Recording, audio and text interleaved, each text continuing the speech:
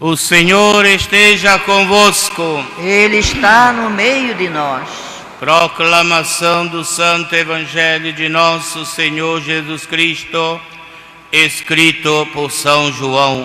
Glória a vós, Senhor.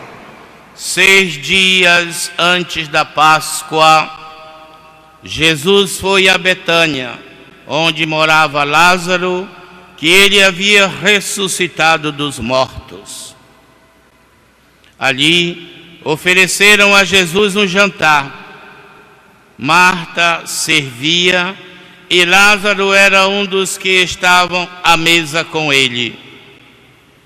Maria, tomando quase meio litro de perfume de nardo puro e muito caro, ungia os pés de Jesus e enxugou-os com os seus cabelos. A casa inteira ficou cheia de perfume do bálsamo. Então falou Judas Iscariotes, um dos seus discípulos, aquele que o havia de entregar. Por que não se vendeu este perfume por 300 moedas de prata para dá-las aos pobres? Jesus falou assim, Judas falou assim, não porque se preocupasse com os pobres, mas porque era ladrão. Ele tomava conta da bolsa comum e roubava o que se depositava nela. Jesus, porém, disse: deixa ela fazer isto, em vista do dia da minha sepultura. Pobres, sempre os tereis convosco, enquanto a mim nem sempre me tereis. Muitos judeus, tendo sabido que Jesus estava em Betânia, foram para lá, não só por causa de Jesus, mas também para verem Lázaro, que Jesus ressuscitara dos mortos. Então, os sumos sacerdotes decidiram matar também Lázaro, porque por causa dele muitos deixaram os judeus e acreditavam em Jesus. Palavra da salvação. Glória a vós, Senhor. Sentadinhos e reflitamos, todos desejosos de conceber esta palavra com esta sua força transformadora, que não é uma força violenta, a força do amor. E por isso espera de cada ouvinte da palavra que sejamos transformados não em ouvintes, mas em praticantes da palavra. Muito bem, a primeira leitura, profeta Isaías, apresentado como este servo eleito por Deus para conduzir a mensagem de Deus que pudesse levar a tantos corações esta mensagem da vida. Apresenta um Deus que aproveita de tudo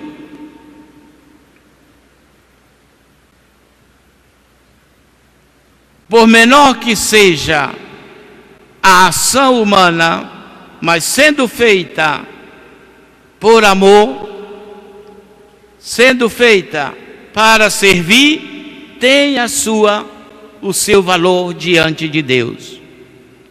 Disse: não apaga um pequeno pavio que ainda está fumaçando, mas ele aproveita, quem sabe dar um jeitinho ali assoprando, como quando se faz os aniversários, que fica aquele fogozinho ali naquela vela do bolo, normalmente o fogo sai. Alguém poderia dizer, já apagou, tira. Não, ela vem de novo. Assim faz Deus na nossa vida. Nós, normalmente, desprezamos logo, olhamos com indiferença, procuramos julgar erroneamente, mas estamos ali. Então esta presença de Deus, de um modo especial nesta semana da Quaresma, nos convida a olharmos, não tanto com os olhos físicos, mas com os olhos do coração, os olhos da fé, para nós mesmos, a nossa posição de vivermos como continuadores da missão salvífica de Cristo no nosso mundo, no nosso tempo. Como esta palavra chega à minha vida, o que é que ela diz para eu neste momento? Que tantas vezes me coloco como um juiz da palavra, como aquele que sabe determinar todas as coisas, desprezando esta força tão grande, mas que se apresenta de uma forma muito sutil em cada pessoa, que aderem à palavra para que ela transforme os nossos corações. Ora, se o nosso Deus não apaga, não quebra uma cana, não quebra um caniço, algo que para nós não tem mais valor, mas Ele ainda cultiva porque pode dar a vida. Assim mesmo, quantas pessoas nós olhamos e já damos o rótulo de condenado, de que não serve mais para nada, é isso e aquilo. Quando, se olhássemos com este olhar de carinho e de amor, quem sabe não poderíamos resgatá-lo. O mundo precisa desta vivência do amor e não dos julgamentos errôneos que fazemos. No Santo Evangelho, Jesus volta a Betânia, cidade de Lázaro, Marta e Maria. Lázaro, aquele que ele tinha ressuscitado. E estava ali à mesa com Jesus. E Maria, aquela grande acolhedora, pega este perfume muito bom e perfuma os pés de Jesus. Com este gesto de humildade, de reconhecimento da grandeza de Deus, naquele fato de ter ressuscitado Lázaro, seu irmão, foi a melhor forma que ela encontrou para agradecer a Deus, lavando os pés de Jesus com aquele perfume. Mas o famoso Judas, que era um dos apóstolos escolhidos por Jesus, estava lá, sentindo o perfume que todos que estavam na casa sentiram. Então logo pensou: por que não se vende este perfume para dar de esmola aos pobres? Mas o próprio Evangelho diz, não era porque ele pensava nos pobres, mas ele pensava que se fizesse isso, o dinheirinho ia para a bolsa que ele tomava conta, da qual ele tirava metade para ele. Desde aquele tempo já existia esta situação. Então deixa fazer. Pobre vocês sempre terão convosco, enquanto eu não. Enquanto eu não. Isto serve para a gente se autoanalisar. O nosso comportamento quanto aos bens materiais e aos valores espirituais. Claro que um não elimina o outro, mas muitas vezes, em nome dos bens materiais, nós perdemos a dimensão do valor espiritual. É aí que erramos. É aí que nós erramos, porque os dois andam juntos. Eu diria, a dimensão espiritual é ainda maior, mais forte, mais potente do que os valores materiais. Cremos nisto. Por isso nos jogamos de corpo e alma em busca das conquistas das coisas materiais, que são boas, sem dúvida nenhuma. Mas isto não quer dizer que é correto esquecer a dimensão espiritual. Nós não tem jeito, por mais que a gente negue esta dimensão espiritual, mas era estar em nós. E quando nós falhamos quanto à alimentação desta dimensão espiritual, nós corremos grande risco da famosa decepção da vida. Porque Deus é maior, porque Deus nos ama. Então, esta tentativa de Judas deve nos alertar quanto à busca destes bens. Repito que são necessários para nós, porém não são absolutos. Por isso, caminhar com as duas pernas, humana e divina, para chegarmos ao cumprimento da realização do plano de Deus, que é a nossa salvação. Sede santos, como vosso Pai que está no céu é santo. E a sua igreja deixada para nós neste mundo como esta presença visível de Cristo na humanidade, tem esta missão bem específica de levar, de conduzir esta palavra a tantos corações, para que estes corações iluminados por ela possam enxergar novamente esta dimensão espiritual que lhe é presente em sua vida. Daí a necessidade do cumprimento da palavra de Deus. Daí a necessidade de uma fidelidade comprometida, sem falsidade, sem interesses particulares, mas olhar para a realização do projeto de Deus. Todos estes bens que consigo, graças a Deus, deve ser colocado a serviço do povo de Deus. Isto sim, recebemos a bênção de Deus, recebemos a multiplicação de Deus. Mas quando igreja, começa a deturpar este segmento de Cristo, aí as coisas não funcionam mais. Caímos mais para o lado de Judas do que para o lado de Jesus. É sim. Os bens materiais têm este poder de sedução.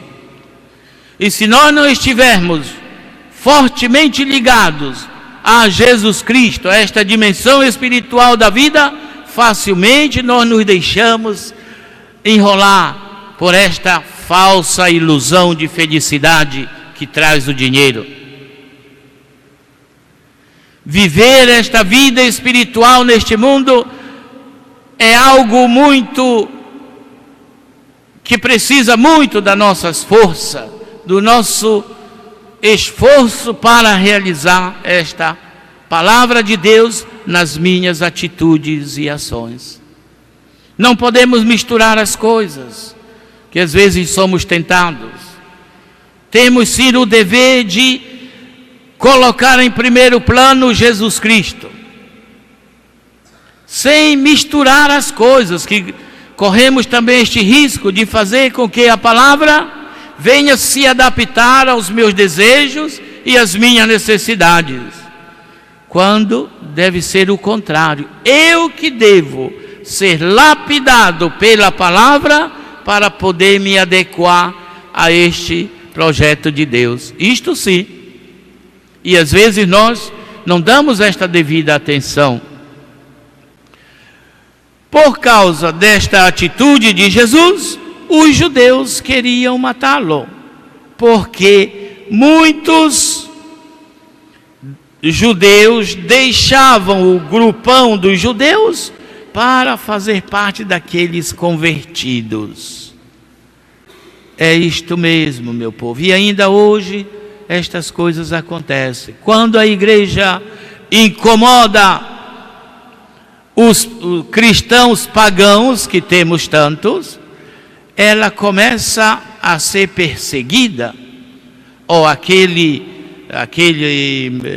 escolhido de Deus passa a ser perseguido, ameaçado, como vimos ainda hoje o nosso Dom Ascona, por exemplo, e tantos outros, a irmã Dorothy que foi morta, e tantos outros que se colocam nesta dimensão da vivência da palavra, porque o valor espiritual é maior do que o humano, vai passar por situações ruins. Mas isto não é o falimento. A morte da irmã Dorothy, anos atrás, não foi o falimento do projeto de Deus. Muita gente diz que já está bem desenvolvido aquele projeto. Agora, novamente, volta às brigas, porque é assim mesmo. Mas, para dizer que a palavra de Deus não se submete à pobreza humana, ela caminha pela sua própria força, pelo seu próprio poder. E viver esta Semana Santa, se nós temos este desejo de verdadeiramente cantarmos o Glória no dia da ressurreição, na missa da ressurreição, nós temos sim de olhar para dentro de cada um de nós, sem este olhar absoluto do negativismo. Não, sou um pecador que preciso da misericórdia de Deus. Sou uma pecadora que preciso da misericórdia de Deus. Quero fazer a sua vontade, mas às vezes findo fazendo o contrário, como disse o próprio São Paulo. Mas, Senhor, tem misericórdia de mim. Às vezes, nas nossas enfermidades, nos colocamos como aqueles que não merecíamos, e até impomos a Deus o que Ele devia fazer, quando na realidade devemos bater no peito e dizer: Senhor, tem misericórdia de mim, que sou um pobre pecador. Ajuda-me a Te enxergar mais nitidamente nos acontecimentos da minha vida. Ajuda-me a Te enxergar nesta enfermidade. Ajuda-me a Te enxergar naquele pobre que precisa da minha colaboração. Ajuda-me a Te enxergar neste momento tão confuso em que o nosso Brasil e o mundo passa. Ajuda-me a não condenar os corruptos que estão vindo fora, graças a Deus, mas ajuda-me a rezar por eles. Quem já se colocou assim em disponibilidade de Deus para rezar por estas pessoas que estão envolvidas nestes grandes escândalos da corrupção do nosso Brasil? Todo mundo sabe emitir uma ideia, um pensamento, e muitas vezes raivoso, danoso, que além do pecado dele lá, se torna também um pecado meu. Mas nós devemos nos juntar para rezarmos, pedirmos a Deus que verdadeiramente haja a sua conversão. Esta é a grande vitória do cristão e de todos aqueles que confiam neste poder de Jesus Cristo. Que esta Semana Santa traga para todos nós esta aproximação maior, de uma vivência mais intensa com Jesus, para a nossa tranquilidade, para o afastamento do medo, para o afastamento de tudo aquilo que nos perturba neste mundo, nos impedindo de vivenciar o projeto da salvação. Seja louvado nosso Senhor Jesus Cristo. Para sempre seja louvado.